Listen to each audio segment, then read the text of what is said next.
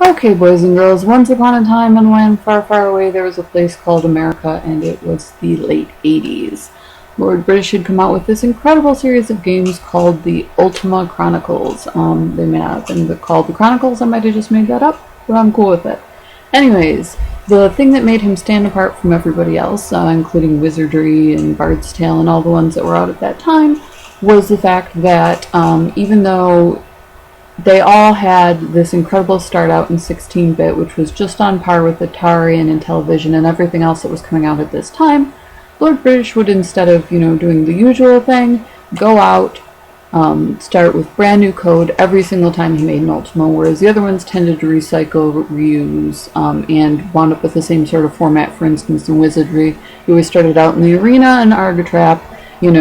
People got bored of that. So with Lord British, which was the handle of this gentleman who wrote all of the Ultima Chronicles, and I will get his name for you if you're interested. He created this alternate universe, Britannia, where one person stayed behind after the original Ultima and ruled as king, and the other one went back and moved back and forth and basically saved the land from whatever ultimate evil happened to spring up in the usual mythology format. So there you are, the Avatar, which is this weird combination of Holy Crusader and Hero of the Land that nobody seems to know about in most of the games, but you pop up frequently and save their butts. So we are all the way on to Ultima IV Quest of the Avatar, which is when you do become the Holy Crusader. Previously, of course, you were just popping in and out. Now all of a sudden the land is in peril of its soul, and they need someone who is greater than them in order to make everything better.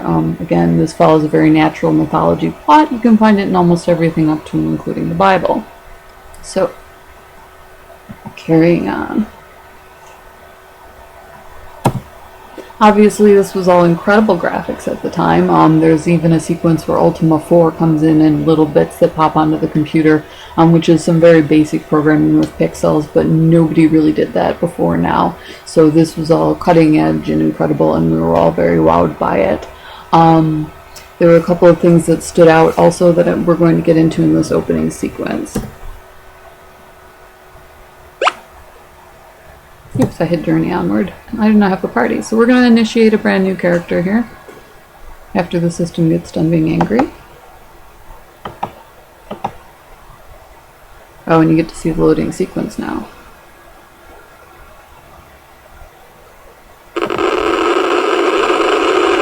And that's right, that was coming out of the high-tech computer speakers back at that time. I don't know if anyone recalls who was from that era. The Bard's Tale musical sequences where you put the villages to sleep were also that awesome. So we're starting out a new game. Cool thing about Lord British, you got to personalize. I'll go by my usual handle. And the awesome thing about him is you did run into this a little bit, I think, in the Bard's Tale. Definitely when you got to Eye of the Beholder, which was a little bit later. But you actually got to pick if you were male or female, which was huge in an industry which is pretty much overwhelmed with the male population. So we have our little opening sequence. The day is warm, yet there is a cooling breeze. The latest in a series of personal crises seems insurmountable. You are being pulled apart in all directions. Obviously, after going to a magical land, that's going to be a little bit stressful, but we thankfully have our escape in Britannia, although you do tend to be mind wiped afterwards. You drink from the water of the river of Lethe or whatever, and you tend to forget about it. Yet this afternoon, walk in the countryside slowly brings relaxation on your harried mind. The soil and strain of modern high-tech living begins to wash off in layers. That willow tree near the stream looks comfortable and inviting, and it does. I am actually enjoying the strain of modern high-tech living, but hey, I like video games. The buzz of dragonflies and the whisper of the willow's swaying branches bring a deep peace. Searching inward for tranquility and happiness, you close your eyes. Anyone who cares to meditate can do so now. A high-pitched cascading sound like crystal wind chimes impinges on your floating awareness. As you open your eyes, you see a shimmering blueness rise from the ground. The sound seems to be emanating from a glowing portal.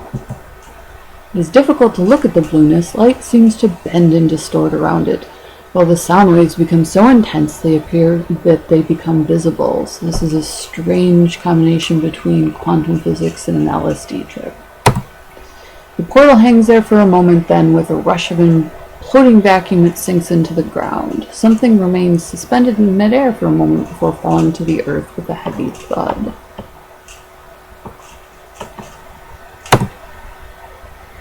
Somewhat shaken by this vision, you rise to your feet to investigate. A crude circle of stone surrounds the spot where the portal appeared. There was something glinting in the grass. Now, obviously, from the name, this was a product of Britain, of the British, England. And in England, circles of stones, circles of mushrooms, circles of trees, all these things are pretty much signs that magic are afoot. Obviously, Stonehenge. They have a huge mythology crossover with Ireland as far as, the Fae and etc. as far as that goes. So this is all very traditional. You pick up an amulet shaped like a cross with a loop at the top. It is an Ankh, the sacred symbol of life and rebirth. That, of course, is taken from Egyptian mythology, but it becomes a holy symbol of the Avatar in Britannia. This could not have been made the thud, so you look again and find a large book wrapped in thick cloth that you somehow missed before. With trembling hands, you unwrap the book. Behold, the cloth is a map, and within lies not one book, but two. The map is of a land strange to you, and the style speaks of ancient cartography. Now, this is one of the coolest things that Lord British did.